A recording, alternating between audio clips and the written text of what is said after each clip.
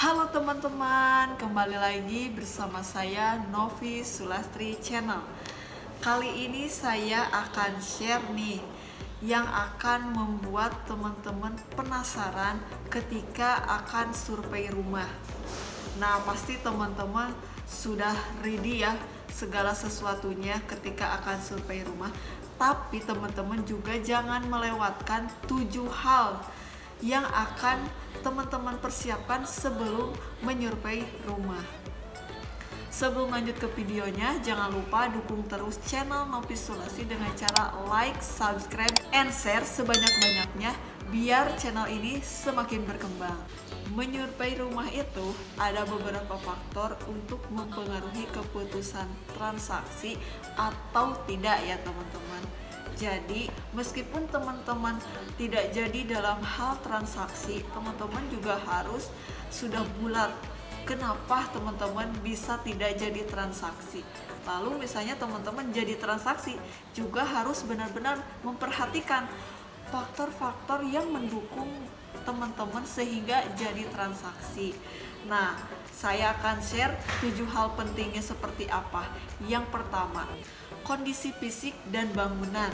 Nah, penting banget nih teman-teman, jangan sampai teman-teman termakan foto-foto dari sosial media yang ditawarkan oleh marketing.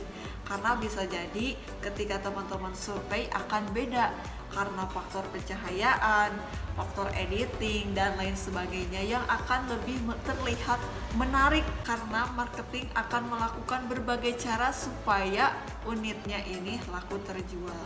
Nah, penting banget nih ketika teman-teman sudah survei di lokasi tempat teman-teman survei, unitnya itu harus dicek baik fisik maupun secara non fisik.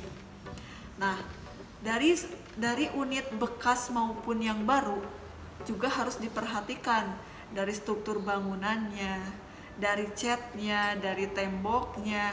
Lalu misalnya bangunannya ini ketika diperiksa strukturnya prima atau misalnya malah harus dilakukan renovasi yang misalnya renovasinya itu tidak bisa dengan budget yang sedikit. Nah, teman-teman juga harus memperhitungkan nih bagian mana saja yang perlu renovasi besar atau kecil.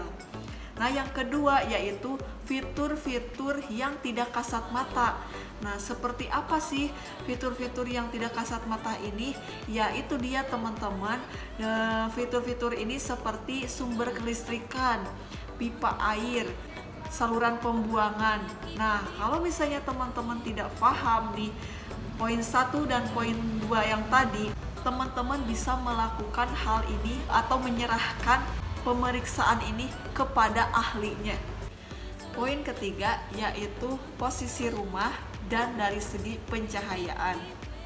Nah, teman-teman, kalau misalnya teman-teman tidak menjadikan faktor posisi rumah ini sebagai hal penting, boleh di skip. Tapi apa salahnya sih ketika poin ketiga ini dijadikan alasan ketika survei rumah? Karena kalau misalnya teman-teman ingin mendapatkan posisi rumah yang ideal, teman-teman harus memperhatikan poin ketiga ini.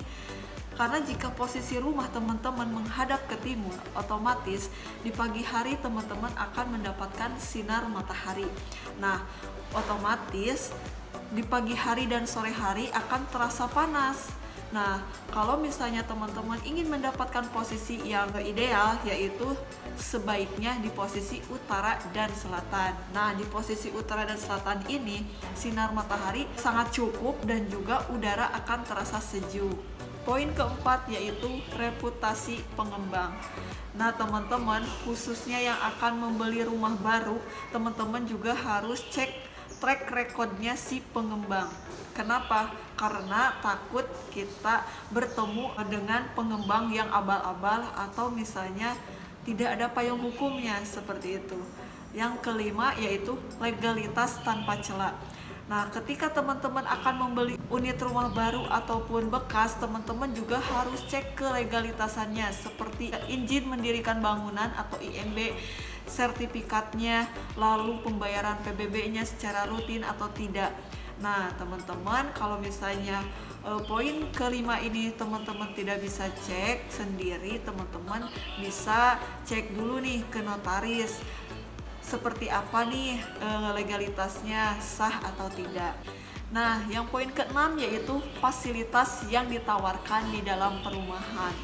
Nah, kalau teman-teman membeli rumah perumahan, otomatis di dalamnya ada beberapa pasum dan pasos. Nah, untuk mengecek fasilitasnya ini apakah tersedia atau tidak.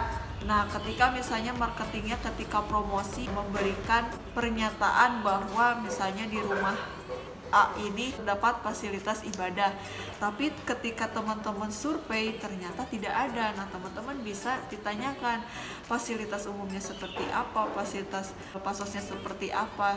Jadi harus sesuai dengan yang ditawarkan. Nah, jadi tidak kesulitan juga nih ketika kita akan transaksi. Kemudian juga yang poin ketujuh, lingkungan. Nah, selain kita harus cek fasilitas dalam perumahan, kita juga harus melihat lingkungan di sekitar. Nah, jadi jangan sampai teman-teman melupakan lingkungan yang di sekitar. Apakah lingkungannya ini aman atau tidak?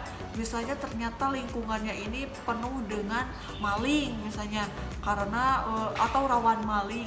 Nah, kalau misalnya teman-teman akan bepergian, juga teman-teman kan inginnya lingkungan aman gitu kan, dan dari segi kenyamanan juga ingin jauh dari kebisingan, seperti jauh dari bisingnya perusahaan atau pabrik, dari jalan raya, karena kita ingin lingkungan rumah kita itu tentram, adem ayem, dan sejuk. Nah, teman-teman, itu dia 7 hal penting yang bisa saya share ke teman-teman semua. Teman-teman, gimana nih? Sudah siap untuk survei rumah belum? Kalau misalnya sudah siap, yuk kita survei sekarang juga. Terima kasih teman-teman sudah menonton videonya. Semoga video ini bermanfaat. Terima kasih.